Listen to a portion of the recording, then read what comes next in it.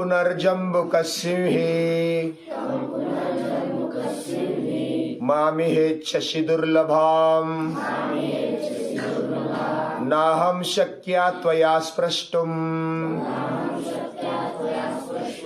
आदित्यस्य प्रभा यथा आदित्यस्य प्रभा यथा।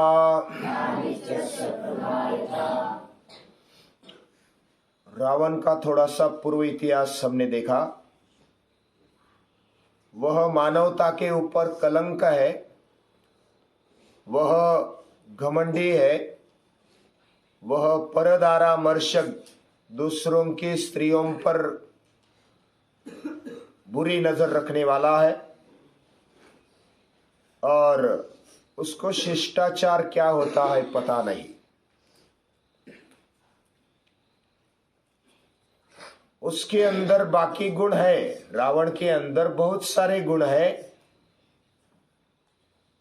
अगर वही गुणों को, वही सद्गुणों को उसने अगर सत्कार्य में, संस्कृति के कार्य में लगा दिया होता तो वो महापुरुष बन जाता।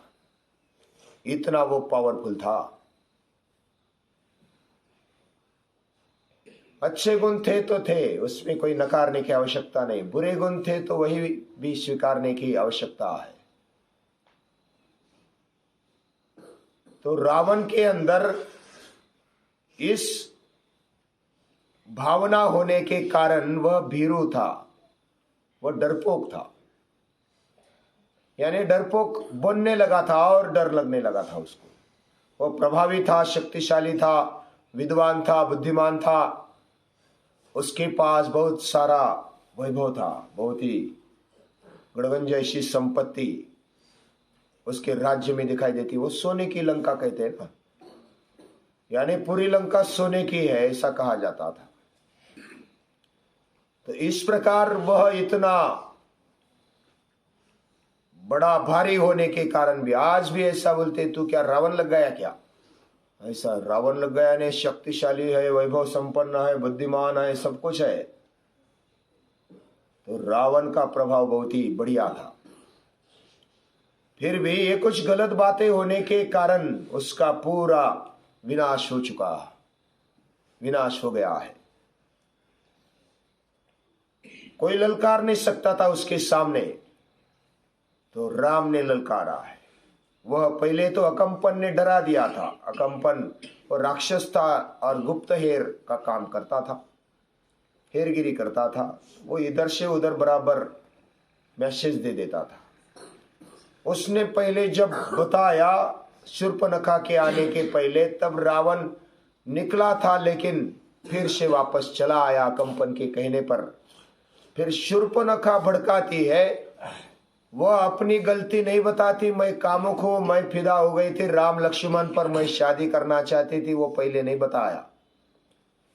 उसने पहले बताया कि ये सीता तेरे लिए बहुत ही योग्य पत्नी होगी और तो उसको कैसे भी करके उसको भगा ले, नहीं तो मार करके, बाकी को मार करके उसको उसके साथ शादी कर ले। और बाद में बताया कि मेरा भी अपमान किया है, मैं तेरे लिए इसको भगा कर ले आना चाहती थी, लेकिन मेरे नाक और कान काट दिए। तो ऐसा कुछ मीट मिर्ची लगाकर बताया। हाँ, किसी को भी ऐसा बताना, भड़काने के लिए बताना होता है तो थोड़ा मीट मिर्ची लगाकर बता दे, तो अरे इसने ऐसा बोला, अच्छा ऐसा बोला, मैं देख लेता हूं, तो क्रोध बढ़ जाता है। और वैसे बहले नहीं फुसलाने वाले बहुत होते हैं, उसको मीट मिर्ची लगाकर बताने वाले बहुत होते हैं। उसको मराठी में चाहड़ी बोलते हैं, या तो ऐसा ही झगड़ा लगा देना, इसमें ज्यादा माहिर बहुत सारे लोग होते। और राक्षसों का काम इससे ही ज्यादा चलता था, एक दूसरे का काटा कैसे निकाला जाए, ऐसे वो सोचते थे। तो रावण आता है, मारीच को बताता है कि मारीच तेरे लिए यह काम करना है। पहले तो उसने मना कर दिया, लेकिन रावण के आगे वो ना कर सका और उसने राम का प्रभाव बताया। फिर भी नहीं कर सका और वो हरिण बन गया। हरिण बन करके आ गया और इधर पंचवटी में, यानी इधर से बहुत ही नजदीक है, 30-35 किलोमीटर पंचवटी, और इधर नादुर मदमेश्वर, इधर मारिश का वध हुआ। गोदावरी के संगम, कादवा गोदा के संगम पर मारिश का वध हुआ है, ऐसा बोला जाता है। तो उधर हिरण का पीछा करते हुए राम आ गए। उधर रावण ने क्या किया? रावण ने ये मौका देखकर वह उधर नजदीक जाता है, साधु का वेश धारण करता है, ब्राह्मण का वेश धारण करता है, और ऐसा वेश धारण करते हुए लक्ष्मण देखता है। लक्ष्मण भी कम नहीं है, लक्ष्मण को देखते भी वह थोड़ा डर जाता है। और जब मारीच का आवाज आता है, मारीच की आवाज जब आती है, हे सीते, हे लक्ष्मण, मैं संकट में हूं, भागो, तो ऐसा एक बहुत ही तीव्रता से आवाज आई हुई सीता माता ने सुनी। वह पतिव्रता है, पति पर अत्यंत प्रेम है। ऐसी प्रेम करने वाली सीता वह विवल हो जाती है, और विवल होने के साथ साथ वह लक्ष्मण को पुकारती है। राम संकट में है और मेरा पति संकट में है, उसकी मदद होनी चाहिए, इसलिए तू जा, मैं ले लूंगी इधर। तो लक्ष्मण सुनता नहीं। राम को इस दुनिया में मारने वाला कोई नहीं है। राम को कोई मार नहीं सकता है, राम ही मारकर आ जाएगा, आप चिंता मत करना ये देवी। लेकिन सीता माता, उसको विश्वास नहीं आता, क्योंकि जिस पर अत्यंतिक प्रेम होता है तब मन कमजोर हो जाता है, अंतःकरण ज्यादा विवल हो जाता है, तो फिर वो आड़ी टेढ़ी बोल देती है। और ऐसा बोलने पर फिर भी लक्ष्मण नहीं सुनता है। मैं नहीं जाऊंगा, राम की आज्ञा है कि तेरे पास रहना है तो रहना है। तो फिर सीता माता बोलती है, मैं मेरा जीवन ही तेरे लिए चाहिए ऐसा लगता है, और मैं ही मेरे को खत्म कर देती हूं, मैं ही आत्महत्या कर लेती हूं, फिर क्या करोगे? तो सीता माता आत्महत्या करने का जब बोलती है, तो इसका जिसका रक्षण करने के लिए मैं ठहरा, वो ही अगर मर जाएगी तो मैं क्या मुंह दिखाऊंगा? ऐसा सोचकर वो लक्ष्मण रेखा खींचते हैं। उसका भी अभ्यास करने जैसा है। इससे कौन सी विद्या होगी कि बाहर से कोई आ नहीं सकता, अंदर से जा सकता है, लेकिन बाहर से कोई आ नहीं सकता है। कौन सी विद्या होगी, कौन सा ऐसा अग्नि होगा? तो इस पर संशोधन की आवश्यकता है। जो भी शास्त्रज्ञ है, या तो हमारे में से भी कोई अगर शास्त्रज्ञ निकले तो आगे जाकर के करना। तो इस प्रकार लक्ष्मण रेखा खींच कर जाते कि इसके आगे मत जाना, इसके अंदर आप सुरक्षित हो। तो नमस्कार करके लक्ष्मण जाते। बहुत दूर चले जाने के बाद रावण आता है, बहुत ही नजर रखा हुआ है। आकर सीता माता को बोलता है, गौम भवती भिक्षान देहि, मैं सन्यासी हूं, भिक्षुक हूं, ब्राह्मण हूं, मुझे भिक्षा देना।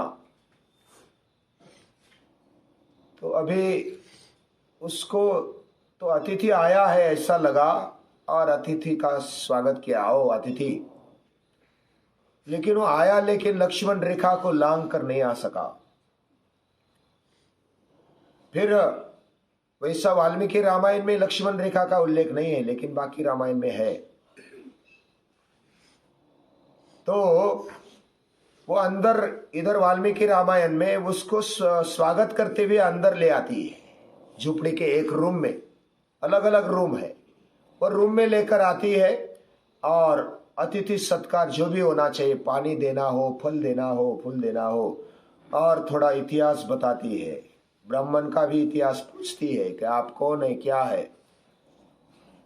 और उसका भी इतिहास बताते कि हम ऐसे अयोध्या के राजकुमार राम और लक्ष्मण, राम की मई पत्नी सीता, और इधर आए हैं, स्वयं इच्छा से आए हैं, पितृ आज्ञा का वचन पालने के लिए आए हैं। तो ये बोलने के बाद रावण बोलता है कि तू इस वनवासियों के पीछे क्यों लगी है?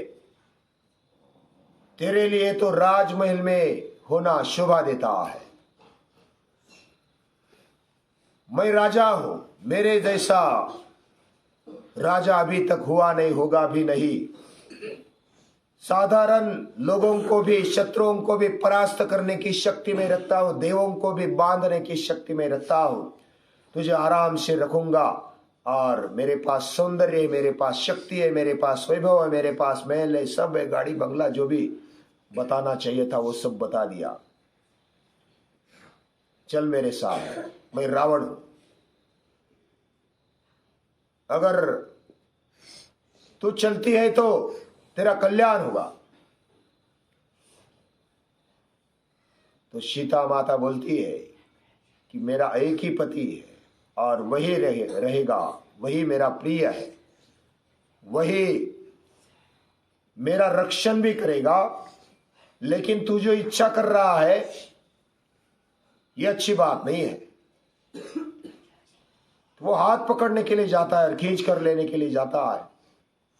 तो सीता माता उसको बोलती है, त्वम पुनर्जम्बुक सिंही, तू जम्बुक है, तू शियाल है, तू कोला है, और मैं सिंहीन हूं, शेरनी हूं, और मुझ जैसी दुर्लभ ऐसी स्त्री का तू अपहरण नहीं कर सकता, या तो इच्छा नहीं कर सकता है। मुझे प्राप्त करना, मुझे स्पर्श करना भी तेरे लिए शक्य नहीं है। जैसे कोई सूर्य के प्रभा को स्पर्श नहीं कर सकता है, वैसा तू मुझे भी स्पर्श नहीं कर सकता है। ऐसा वो बहुत ही स्पष्टता से बोलती है, उसको नीचा दिखाती है। और तू कपट से अभी राम को और लक्ष्मण को इधर न देखकर तू मुझे लेने के लिए आया है, लेकिन मैं तुझे स्वीकार नहीं करती हूं, और तू मुझे ले नहीं जा सकता। तो हाथ पकड़ने के लिए आकर वो उसको खींचता है और रथ की ओर लेकर जाता है। वो पुष्पक विमान लेकर आया है, कुबेर का पुष्पक विमान। अभी इधर सन्यासी आया है, ब्राह्मण भिक्षुक बनकर के आया है। उस समय सीता क्या सोच रही होगी? पहले तो लक्ष्मण ने बता दिया कि ये संकट भरा प्रसंग है, तू सावधान रहना, आप सावधान रहना हे माता, क्योंकि ये मारीच हरिण बनकर आया है, हिरण बनकर आया है, और वह कुछ न कुछ कपट करने वाला है, ऐसा मुझे दिखाई दे रहा है। ये सब होने के बावजूद भी क्या सीता पागल थी? क्या उसको समझ में नहीं आता था? उसको लेकर आई घर में। लेकिन ऐसा नहीं है, वो पागल नहीं है, वो व्यवहार कुशल है, वो बुद्धिमान है, वो विचार करने वाली है, और वो विचार करती है, रघुकुल रीति सदा चली आई, प्राण जाए पर वचन न जाए। रघुकुल की रीत आई है कि कोई भी याचक रघुकुल के दरबार में से, रघुकुल के झोपड़ी भी हो, उससे वापस नहीं गया है, बिना खाली हाथ वापस नहीं गया। ये याचक आया है, और मैं दाता हूं। झोपड़े में रहने वाली सीता भी दाता का, जो दानवीर की भूमिका निभाती है। और वो आया है तो उसको भिक्षा देना ही चाहिए। जब पहला इतिहास देखेंगे तो पता चलेगा, रघुकुल जिसके नाम से ये कुल है, वह कुल की मैं बहू हूं। रघु राजा के पास कौत्स जो शिष्य आते हैं, वर्तंतु के शिष्य, वह अकिंचन है। रघु राजा के पास कुछ नहीं, वो झोपड़ी में रहते हैं, मटकी के बर्तनों में, यानी कि मिट्टी के बर्तनों में खा रहे हैं। ये सब देखते हुए कवच वापस चलने को होते, राम राम या तो नमस्कार करके मैं वापस जाता हूं। तो रघुराजा बोलते हैं कि आप आए इधर, आप तो स्नातक है और स्नातक बन करके आए, आप ऐसे बिना खाली हाथ नहीं जा सकते। भले मैं झुपड़ी में रहता हूं, मिट्टी के बर्तन में खाता हूं, लेकिन मैं राजा हूं, रघुराजा। वो वापस इधर से कोई नहीं जा सकता। कोई भी याचक मांगने के लिए आया, और मांगने के लिए ऐसा ही कोई नहीं आता था राम राज्य में। जिसको सचमुच जरूरत है वही आता है। तो इस प्रकार जब कुछ आता है तो रघुराजा बोलते कि रुक जा, एक रात रुक जा, सुबह फिर चले जाना। तो रघुराजा कुबेर के पास एक मैसेज भेज देते हैं बाण के द्वारा कि कुबेर, मुझे धन चाहिए, अगर नहीं भेजा तो मैं कल देख लूंगा तुझे सुबह। शक्ति है, पराक्रम है, प्रकर्ष तंत्रा ही रने जयश्री, हिम्मत है। ये सब होने के बावजूद वह विनम्र है, सब कुछ दान कर दिया है। और कुबेर तो रात भर में तो पूरे सोने की मोहर डाल देता है पूरे आंगन में, शमी के पेड़ के नजदीक। शमी नहीं, वो कौन सा सिक्सोने का पेड़ था ऐसा बोलते हैं, उस पर धन राशि डाल देता है कुबेर। तो फिर सुबह सुबह उठते ही कौत्स को बोलते हैं रघुराजा कि तू ले जा, ये सब तेरा है। तो कौत्स बोलता है नहीं, मुझे नहीं चाहिए, मुझे सिर्फ 14 कोटि चाहिए। ये तो बहुत सारा, इतना लेकर मैं क्या करूंगा। यानी नहीं बोलने की, मना करने की जो वृत्ति है वो बहुत ही बढ़िया है। पूरे राम राज्य में, पूरे रघुकुल में ये वृत्ति देखने को मिलती है। नहीं तो मिल गया, तेरे लिए मिल गया, तुम्हें ज्यादा सोना मिल गया तो चलो ले लो ले लो, ऐसा बोलने वाले कौत्स नहीं थे। मुझे एक भी मोहर ज्यादा नहीं चाहिए तो नहीं चाहिए, ऐसा बोलने वाले कौत्स है। 14 कोटि तो सिर्फ 14 कोटि, उसमें एक मोहर भी ज्यादा नहीं। तो बाकी आप रख लो, मेरे लिए तो इतना ही चाहिए, मेरे घर के लिए कुछ नहीं चाहिए, वरतंतु जो मेरे गुरु है उनके लिए चाहिए। रघुकुल रीति सदा चली आई, प्राण जाय बर वचन न जाए। ऐसे कुल की मैं बहू, ऐसे रघुकुल की मैं बहू, कोई मेरे झुपड़ी से, मेरे घर से कोई वापस याचक नहीं जा सकता, ऐसा सोचकर वो उसका स्वागत करती है। इतना संकट भरा वातावरण होने के बावजूद भी उसको मालूम था ये संकट प्राण पर भी बीत सकता है, लेकिन वो डरी नहीं। और इस परंपरा को, इस कुल प्रतिष्ठा को, कर्तव्य निष्ठा को, धर्म निष्ठा को पालने के लिए वो तत्पर है। ऐसी सीता माता को नमस्कार करते।